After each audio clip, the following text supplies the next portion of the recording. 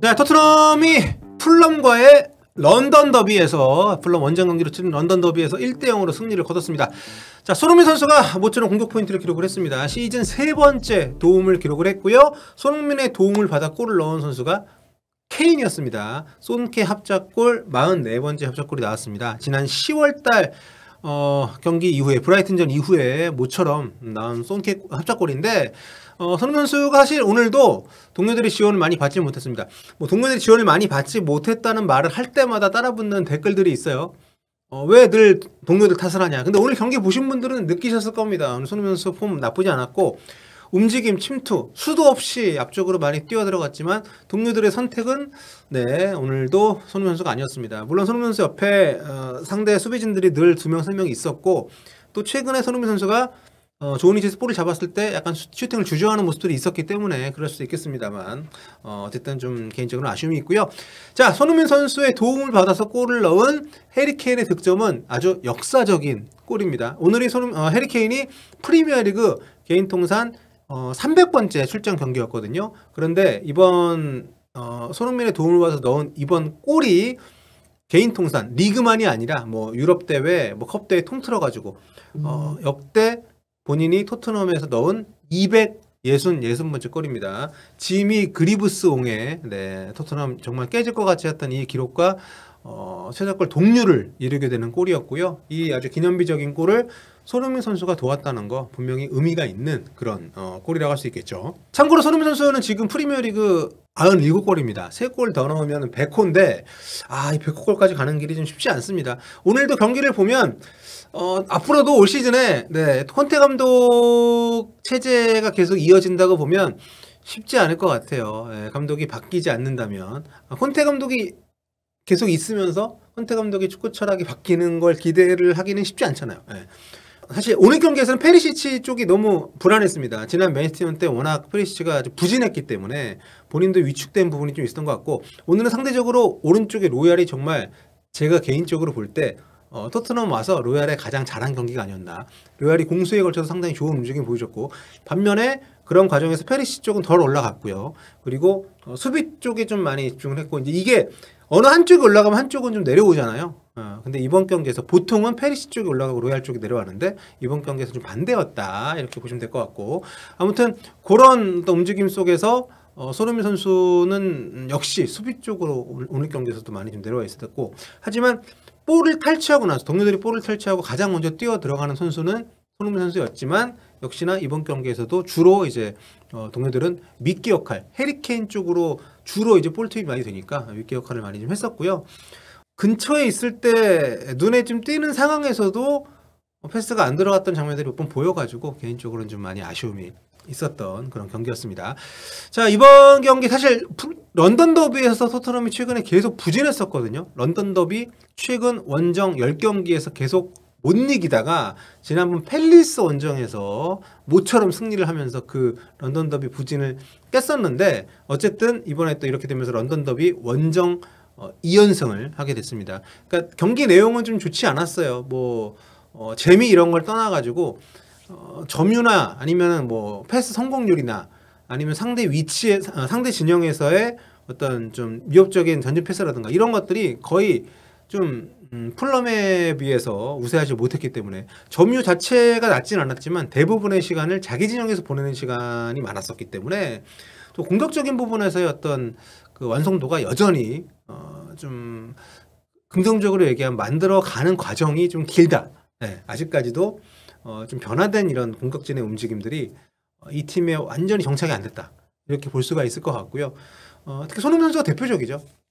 측면 쪽에서 아니면 앞쪽에서 본인이 상대의 뒷공간이 발견이 됐을 때 그쪽으로 침투를 하게 되면 동료들이 패스를 준다는 믿음을 갖고 계속 경기를 했던 선수인데 지금은 그 자리를 윙백에게 양보를 하고 본인이 안에 들어와서 속도가 붙지 않은 상황에서 볼을 잡고 상대 수비수가 기다리고 있는 상황에서 그들을 등진 상태에서 볼을 잡고 스피드가 없는 상황에서부터 시작을 해야 되기 때문에 이거는 손흥민 선수가 선수 커리어에서 그렇게 익숙하게 해왔던 축구가 아니거든요.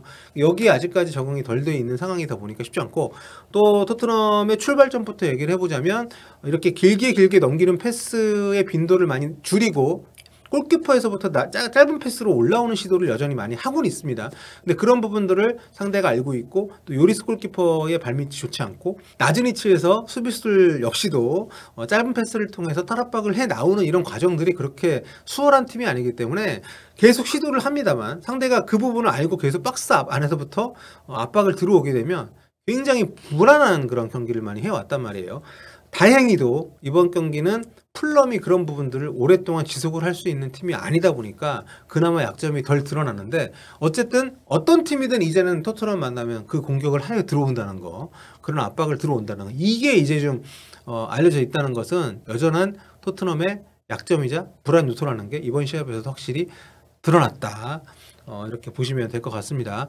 토트넘은 이번 경기 졌으면은 5위에서 밀려나는 그런 시합이었어요. 상당히 좀 낭패감이 클 수 있는 경기였는데, 일단 지금 순위표를 보면 이번 경기 승리를 하면서 승점 36점까지 올라왔습니다. 그러면서 브라이튼과 풀럼에게 많이 따라잡혀 있고, 많이 이번 경기 풀럼한테 졌다면 풀럼에게 역전을 당하는 경기였는데, 다행히 일단 5위 자리는 지키게 됐습니다. 근데 축구를 이렇게 해도 5위라는 게 참 프리미어리그 중상위권 경쟁이 얼마나 치열한지를 보여주는 것 같습니다. 4위 맨체스터 유나이티드하고 승점 3점 차고요. 근데 맨유가 한 경기를 덜 했기 때문에 어쨌든 지금 토트넘이 그래도 11승이나 지금 올 시즌 했습니다. 이거는 굉장히 토트넘이 남은 시즌 그래도 희망을 계속 갖고 갈 수 있는 그런 근거가 되는 부분이고요. 해리케인은 이번 손흥민 선수의 도움을 받은 이번 골로 올 시즌 리그 16번째 골을 기록을 했습니다. 아까 제가 이제 모든 통산 득점이 266골이라고 말씀드렸잖아요. 프리미어 리그에서만 199번째 골, 199골을 기록을 하게 된 해리케인입니다. 근데 이제 이게 압도적인 페이스거든요. 근데 리그 절반 만에 절반 조금 넘었는데 16골이니까. 근데 그 위에 완전 미친 욕이 아니에요. 정말 미친 축구를 하는 선수가 하나 있죠. 엘링 홀란드가 이번 라운드에만 해트트릭 기록하면서 25골. 지난 시즌 득점왕인 손흥민과 살라 선수가 23골씩 넣었는데 엘링 홀란드는 벌써 25골이에요. 올 시즌 득점왕 진짜 엄청납니다. 어쨌든 해리케인 선수 득점 2위 지금 계속 지키고 있고, 도움 랭킹은 뭐 보는 김에 보면 더브라이너 선수가 11개, 에릭센, 사카 이런 순이고, 손흥민 선수는 이번 해리케인 골을 도우면서 시즌 이제 3호 도움을 기록을 했고요. 도움 순위로 따지면은 공동 28위 정도 되겠네요. 참고로 득점 순위는 공동 27입니다. 지난 시즌에 비하면 확실히 좀 더딘 것은 분명한 사실이고, 골이 좀 안 나오는데 오늘도 보면 슈팅이 하나도 없었거든요. 손흥민 선수가 오늘 슈팅을 양보하거나 주저한 것이 아니라 아예 그런 기회가 없었습니다. 풀럼 원정이라고는 합니다만, 그리고 올 시즌에 풀럼이 잘하고 있는 팀이라고는 합니다만, 이런 흐름은 상당히 좋지 않은 것은 분명하고요.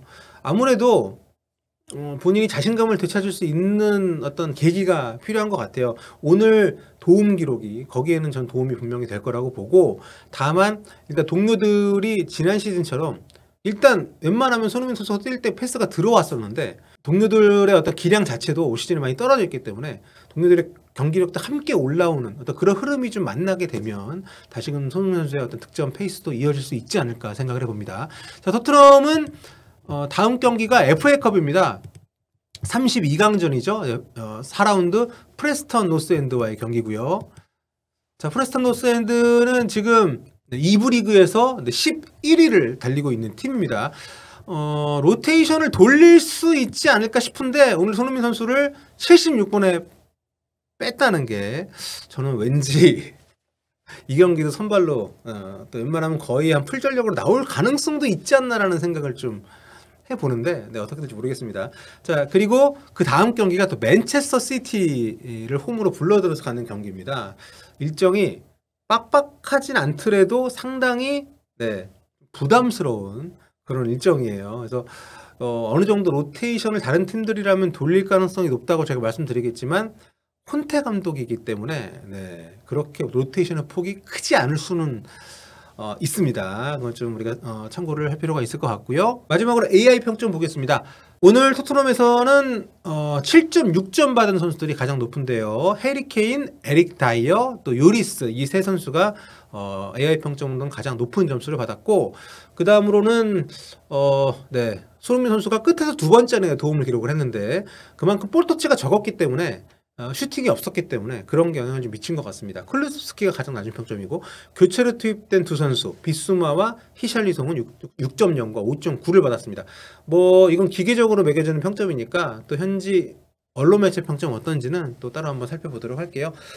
자, 손흥민 선수가 공격 포인트를 기록한 토트넘 해리 케인의 개인 통산 266번째 골, 토트넘 역사상 최다골 기록 타이 기록을 이룬 아주 기념비적인 골로 토트넘이 승리를 거뒀다는 소식을 전해드리면서 후토크는 여기서 마무리하도록 하겠습니다. 여러분 좋아요와 구독 버튼 많이 눌러주세요.